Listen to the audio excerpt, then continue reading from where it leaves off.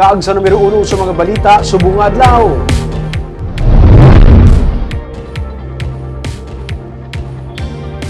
Tatlo ang pilason sa maglupok ang isa ka LPG tank kag ginkarga sa sulod mismo sang isa ka van sa Barangay Mandalagan sa Bacolod City. May report si Nico Delfin.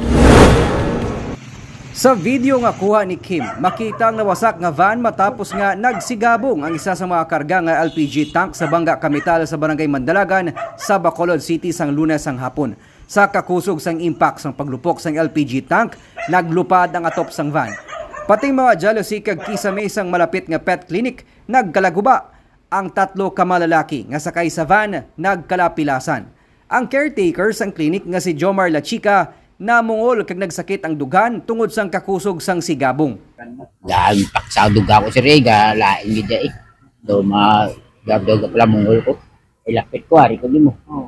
Istorya ni Lachica, naganda siya sang pagkaon sa mga hinuptanan sa mabatian ang pagsigabong. Ang dumdum niya anay, naglupok ang ila generator set. Sa batian ko nga naglinopok ko ang jealousy mo. Tiyara dadaan ang generator.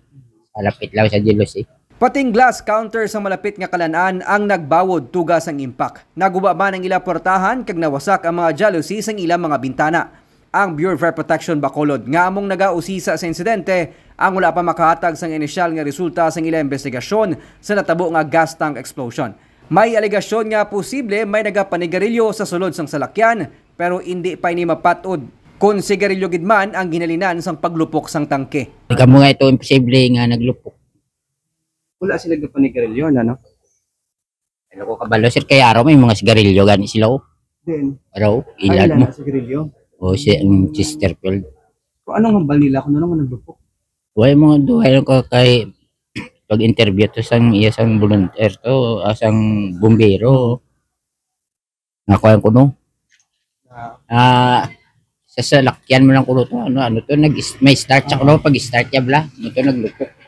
Sa karon nagapaandam ang mga management sang kalanaan kag pet clinic sa mga nagaalagi nga motorista. Bangod may mga auto parts pa nga nagasalalabit sa ibabaw sang puno tugas sa mabaskog nga paglupok sang gas tank. Nico Delfin para sa DG Cast Negros.